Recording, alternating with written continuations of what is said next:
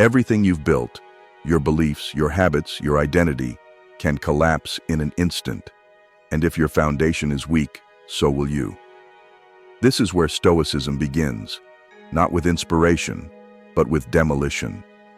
Before you rebuild your life, you must first tear down the illusions holding it together. The Stoics were not interested in temporary motivation. They sought transformation, slow, brutal, permanent. And the first step in rebuilding a stronger life is understanding that your mind is either your greatest weapon or your deepest weakness. The modern world convinces you that success begins with external change, better routines, better environments, better people. But the Stoic knows that nothing external can save an undisciplined mind. Fix your mind, and your future begins to repair itself. Leave your mind fragile, and no amount of success will protect you when things collapse. Rule 1. Ruthlessly eliminate entitlement. The world owes you nothing. Comfort is not a right. Fairness is not guaranteed. The Stoic rejects the idea that life should accommodate his expectations. Instead, he prepares to meet life as it is. Seneca wrote, "We suffer more in imagination than in reality." This suffering often comes from expectations not met, rewards not given, respect not received. But the Stoic demands none of these. He focuses on what is within his control and discards the rest. This mindset clears the ground. It removes emotional weeds, and only on clear ground can something strong be built. Rule 2. Rebuild with reason, not emotion. A life built on emotion is a house of cards. Anger, fear, lust, envy.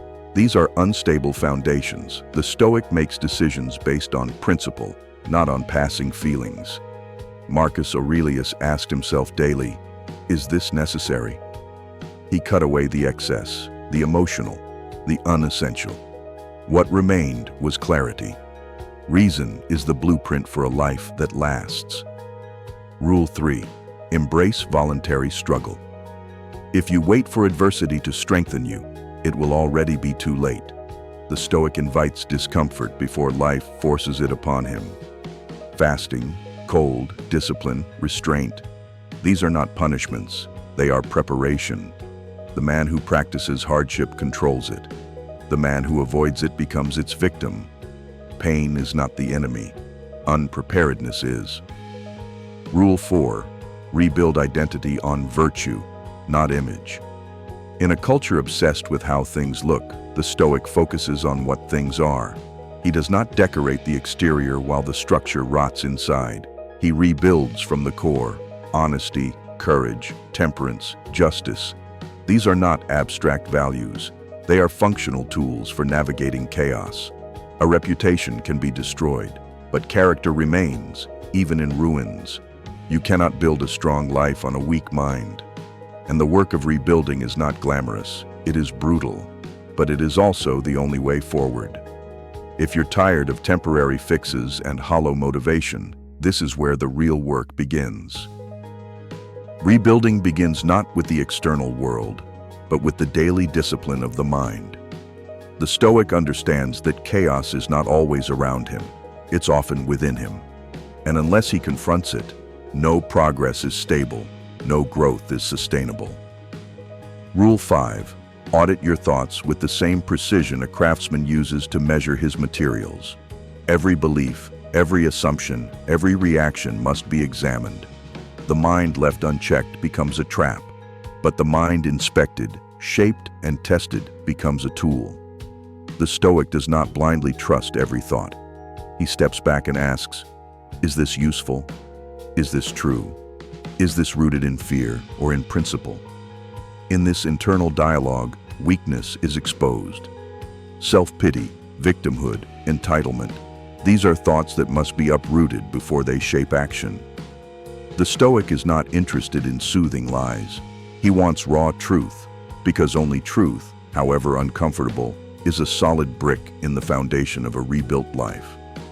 Rule 6. Master the space between stimulus and response. In that narrow space lies power. Most people react. The Stoic responds. The difference is everything. Reaction is instinctual. It's driven by emotion, pride, and ego. But response is deliberate.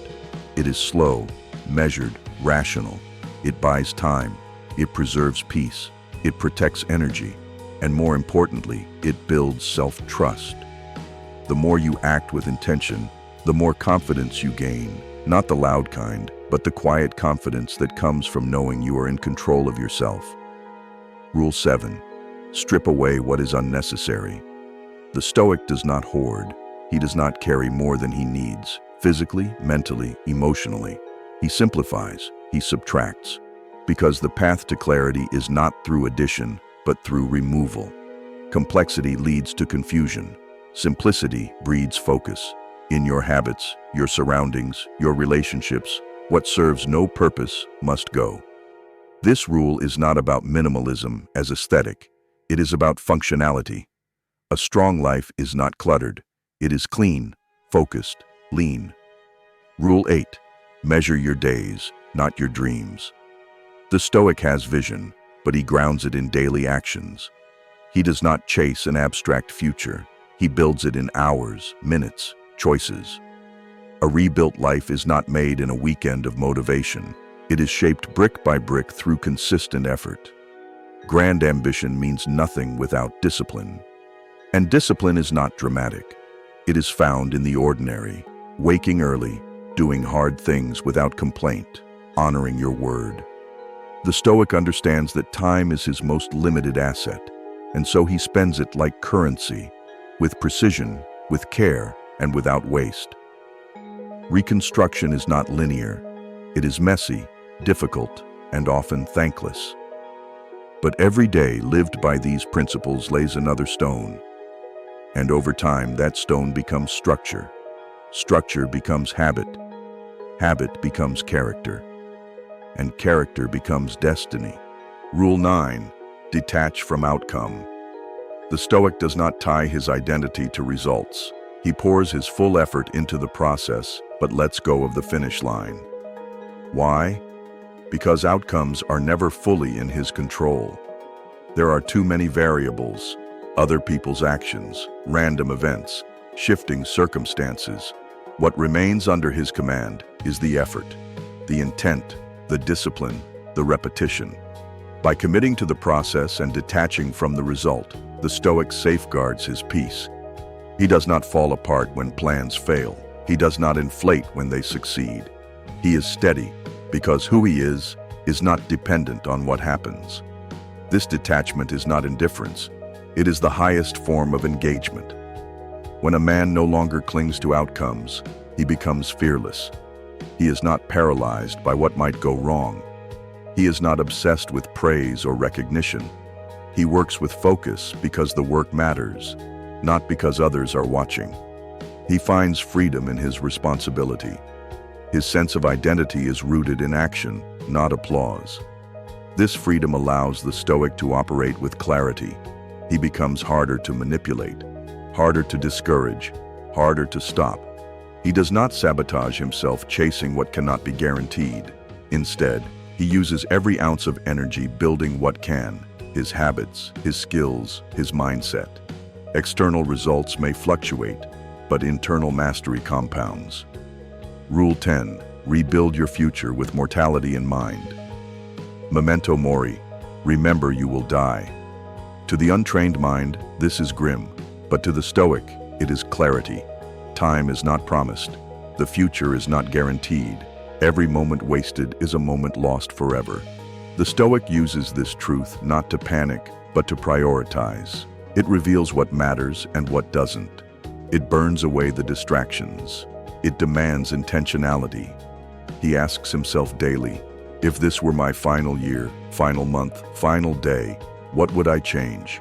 Would I still hold this grudge, waste this hour, numb this pain, delay this dream? Mortality reframes everything. It collapses the illusion of someday. It calls you to act now, not recklessly, but precisely. It is not about doing more. It is about doing what matters more. This combination, detachment from results and awareness of death, forms the Stoic's deepest layer of resilience. He is not broken by loss because he never demanded permanence. He is not controlled by success because he never based his worth on outcome. He lives not to impress, but to align. And in that alignment, he becomes rare. Rebuilding is not just about adding strength. It's about subtracting weakness. The Stoic burns the old scripts, destroys the false identities, clears away the mental debris. What remains is a structure built on virtue, not ego, on principle, not performance. It is not flashy, it is not loud, but it is permanent. The man who lives this way cannot be broken, not because he is immune to pain, but because he has learned to grow from it. And from that growth, he builds a life that no external storm can take down. Rebuilding your life through Stoicism demands a single, brutal shift. Full responsibility, not selective, not partial, complete. The Stoic does not blame his parents, his past, society, or circumstance. He does not outsource failure to fate. He understands that every excuse, no matter how convincing, is a chain. And if you carry chains, you are not free. Freedom begins when you own everything, even the parts you didn't fully create. Because what you own, you can change. What you deny, you repeat. This doesn't mean guilt. It doesn't mean self-hatred. It means ownership. When things fall apart, the Stoic doesn't ask, "Why me?" He asks, "What now?" He doesn't stew in victimhood. He steps into responsibility. This mental posture is rare. Most people want change, but few want the responsibility that comes with it. They'd rather complain about the system than confront their own laziness. They'd rather point outward than reflect inward. But that path leads to nothing. No power, no peace, no progress. The Stoic is different. When something breaks, he studies the wreckage. He finds the weak point. He learns. And then he begins again, better, smarter, stronger. His failures are not scars. They are blueprints. And each time he returns to the work, he comes with more precision, more clarity. Because the Stoic does not fear failure. He fears stagnation. He fears potential left unused. He fears a life lived without alignment. Rebuilding also requires structure, not just dreams or desires, systems. The Stoic organizes his time with intention. He creates rituals that reinforce his values. He doesn't let his days be dictated by emotion or distraction. He acts on schedule, not on feeling, because he knows that what you do daily, you become permanently. Discipline is not about restriction, it is about direction. The more structured his actions, the more freedom he gains from chaos. In his habits, the Stoic is deliberate. He chooses food that fuels, not numbs. He seeks information that sharpens, not entertains. He surrounds himself with people who challenge him, not flatter him. His environment is curated, not cluttered. Every choice is filtered through the question, does this make me stronger or weaker? Over time, these choices compound. They build momentum. And that momentum becomes identity. But none of this matters without consistency. The Stoic doesn't wait for motivation. He builds by showing up again and again, especially when it's boring, hard, or thankless. He repeats what matters until it becomes second nature. Because excellence is not found in occasional greatness, it is forged in consistent discipline. And this discipline becomes his edge in a world ruled by impulse. This is not a path for everyone. It is quiet, it is demanding, but it is also powerful. Because when you rebuild from the inside out, nothing external can shake what you've created. If this is the kind of mindset you're building, subscribe now and turn on the bell. This journey is just getting started. The Stoic understands that emotional control is not optional, it is foundational. A man who cannot regulate his emotions is a man who cannot be trusted. He becomes unpredictable, reactionary, easy to provoke. And in the rebuilding process, nothing is more dangerous than an undisciplined emotional state. Because when emotion takes over, clarity disappears.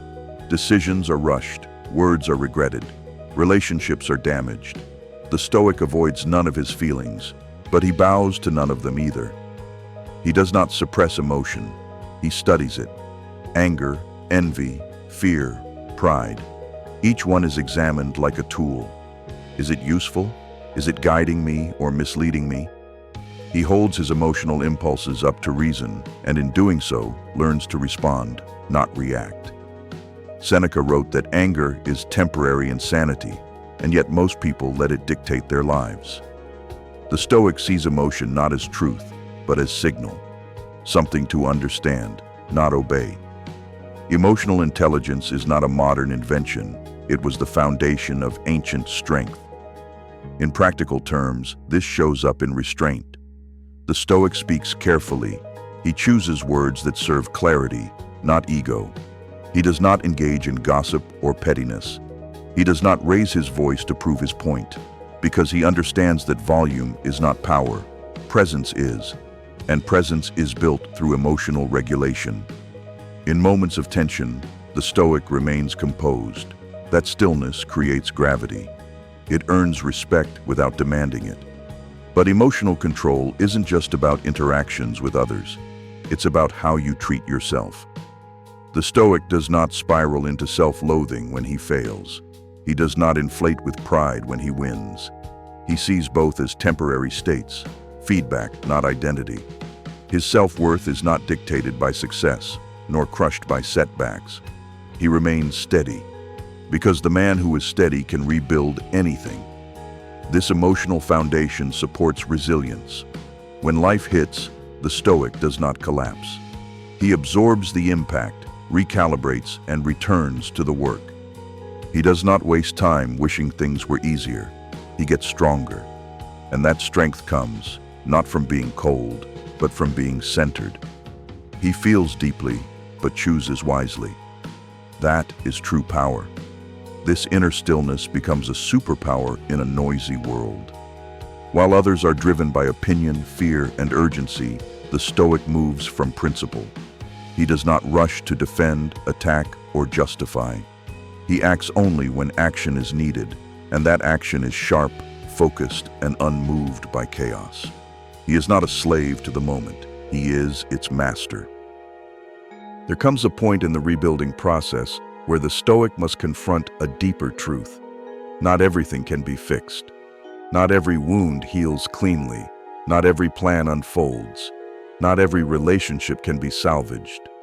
And in these moments, resilience alone is not enough. Acceptance must enter. The Stoic learns to discern between what must be changed and what must be released. This discernment is not passive, it is wise. It is not surrender, it is strategy. Acceptance is not giving up, it is choosing peace where control is impossible. The Stoic does not waste energy resisting the irreversible.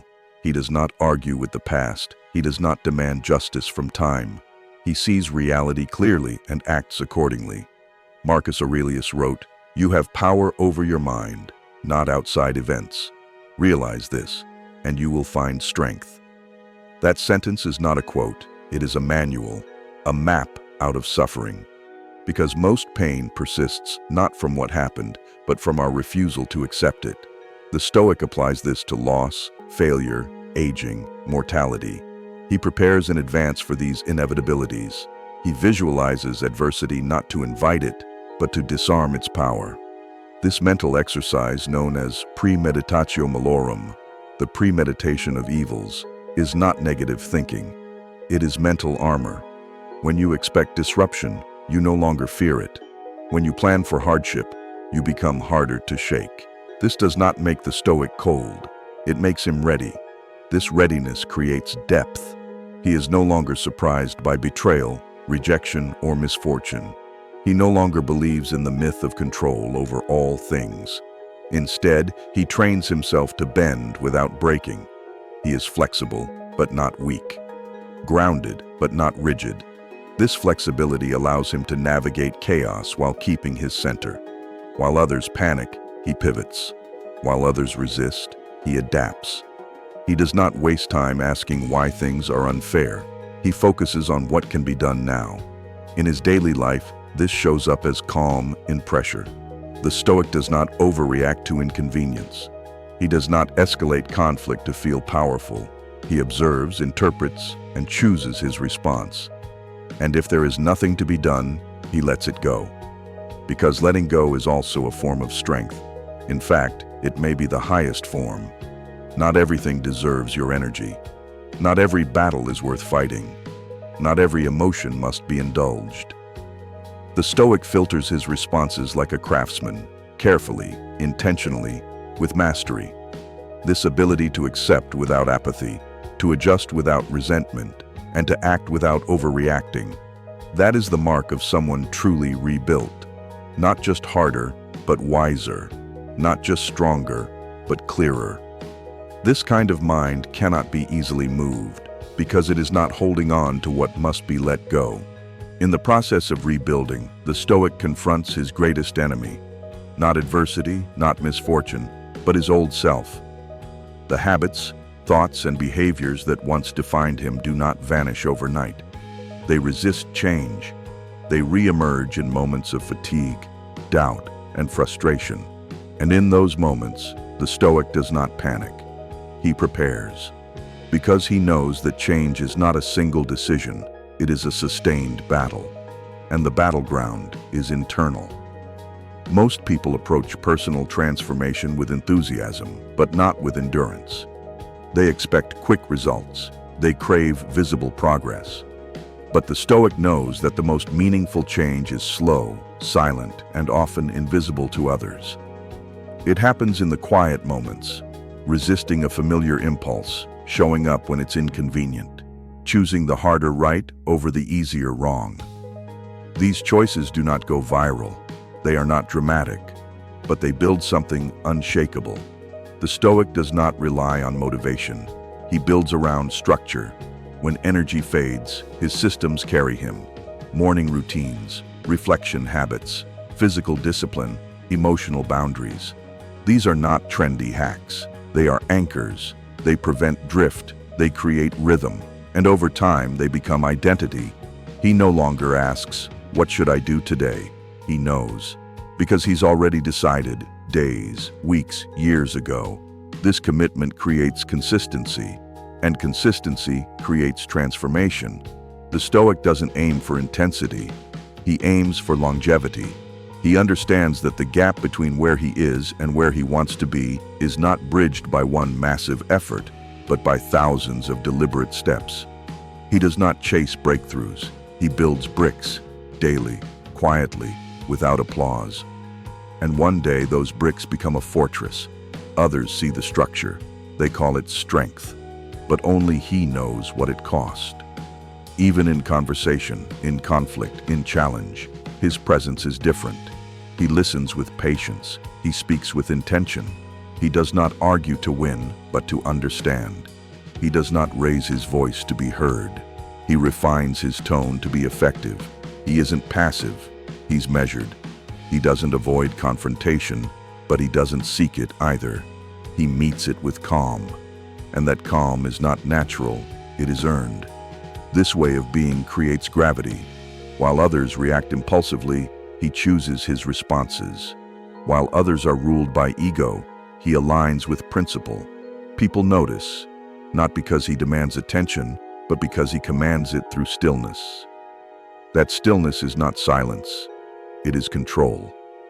And that control is a form of respect, not just for others, but for himself. This is what it means to be truly rebuilt, not louder, not tougher, but more disciplined, more focused, more intentional. A man who lives this way does not seek to impress, he seeks to align, and in that alignment, he becomes unshakable. Which of these mindsets do you already live by? And which one do you know you need to build next? Share your thoughts below. Let's grow through this together. A mind rebuilt through Stoic principles begins to function differently. It no longer chases everything it feels.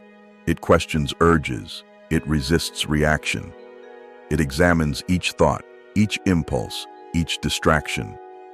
In a world ruled by speed, the Stoic mind slows down, not to stall, but to sharpen. It understands that clarity requires space, and space is created through discipline. The Stoic creates this space by protecting his most precious resources, attention and energy. He does not allow himself to be pulled into every conversation, every argument, every opportunity. He knows that saying yes to everything is saying no to purpose. And so, he simplifies, not out of laziness, but out of focus. He defines his values, then filters his decisions through them. If it doesn't align, it doesn't enter. If it doesn't build, it doesn't stay. This is not rigidity, it is direction. And direction is what gives the Stoic his power. This discipline extends to consumption. The Stoic is mindful of what he allows into his mind and body. He does not numb himself with noise, food, or novelty. He understands that what enters shapes what emerges. If he consumes distraction, he produces disarray. If he consumes meaning, he produces clarity. He chooses books over gossip, reflection over entertainment, solitude over shallow connection. Because he's not trying to escape, he's trying to evolve. His schedule reflects this evolution. It is not overcrowded, it is not reactive. It is designed around his values, not the demands of others. He guards his mornings, he protects his nights. He does not fill empty moments with scrolling or stimulation. He sits with silence. He uses boredom as a mirror. He reflects. He journals. He returns to the question, am I living on purpose or drifting in default? This habit alone separates him from the masses. And when setbacks occur, as they inevitably do, the Stoic adjusts, not abandons. He does not label himself a failure. He recalibrates. He recenters. He returns to what works. Because he knows, discipline is not perfection. It is persistence. And the most powerful discipline is the one that survives mistakes. Through this lifestyle, a new identity is forged. One that is not based on status, speed, or image, but on alignment. The Stoic becomes hard to manipulate because he knows what he wants. He becomes difficult to offend because he knows who he is. He becomes calm in chaos because he's practiced responding instead of reacting. This is what it means to fix your mind. It's not a trick. It's not a phase. It's a reconstruction of how you perceive, choose, and act. And through that reconstruction, the future is no longer something to fear. It becomes something to build, deliberately, one day at a time. A rebuilt mind doesn't just manage stress, it transforms under it. Where others see difficulty, the Stoic sees training. Every problem is a chance to strengthen perception, refine response, and practice alignment. The Stoic doesn't run from challenge. He walks into it with intent because he knows that no philosophy lives unless it's tested. Beliefs are easy in comfort. Only in chaos are they revealed. That's why he welcomes pressure, not to suffer, but to sharpen. He uses adversity as feedback. A failed plan isn't the end, it's a data point. A broken relationship isn't shame, it's clarity. A lost opportunity isn't ruin, it's redirection. The Stoic reframes setbacks because he has trained his perception to serve his growth. He does not ask, why is this happening to me? But, how is this shaping me? This subtle shift dismantles victimhood and rebuilds agency. And that agency becomes his armor. Resilience is not brute endurance, it is elegant adaptability.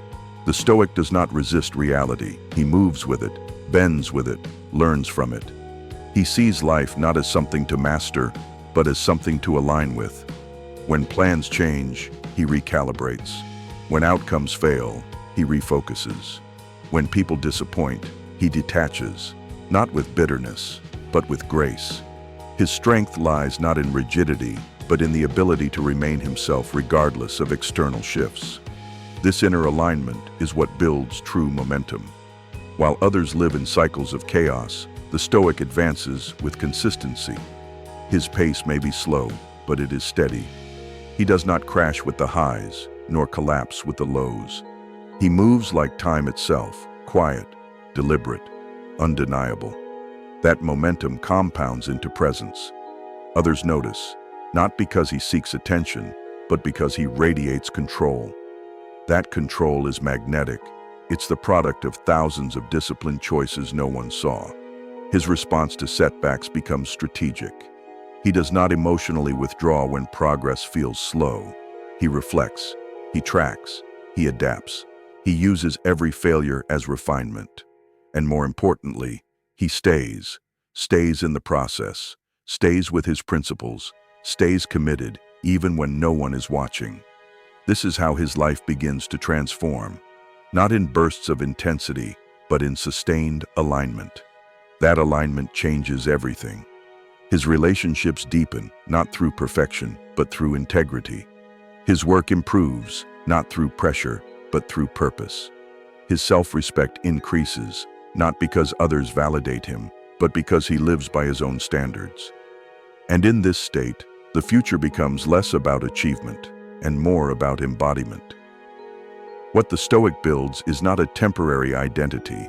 It is a permanent shift, a new foundation, one that doesn't collapse when things go wrong, because it wasn't built for comfort. It was built for reality. A rebuilt life is not just one with better habits, it is one with a higher standard. The Stoic does not live by what is allowed. He lives by what is aligned. He no longer asks, "Is this wrong?" but rather, "Is this worthy of who I'm becoming?" This question filters his actions, his choices, his relationships. And with that filter, mediocrity cannot survive. Distraction has no place. Half measures feel offensive. He is no longer willing to tolerate the behaviors that once kept him average. Because something fundamental has shifted. He is not rebuilding for approval, not to prove anything. He is rebuilding because he refuses to die as a version of himself that never reached his potential. He knows that time is running out, that life is finite, that each moment is a brick, and that brick can be placed with intention or wasted in reaction. There is no middle ground. You are either building your future or drifting into it. This intensity is not exhausting, it is clarifying. The Stoic is not obsessed, he is aligned. He does not sprint through life in a panic. He moves with deliberate force. His yes is full, his number is firm, his standards are sharp. And these standards are not reactive, they are chosen. He sets them, he maintains them. And when they slip, he recalibrates, not out of shame, but out of commitment. That commitment is visible, not through performance, but through presence. The Stoic no longer needs to talk about discipline. He is disciplined. He no longer preaches strength. He carries it in how he walks, how he listens, how he speaks. He is calm, not because nothing moves him, but because he chooses what is allowed to enter his mind. That sovereignty is not gifted, it is earned. And this earned identity becomes his legacy, not in monuments, not in followers, but in how he lives, how he treats others, how he responds to chaos. The Stoic does not need to change the world.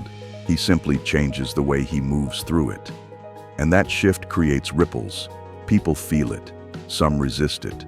Some mirror it. But none can ignore it.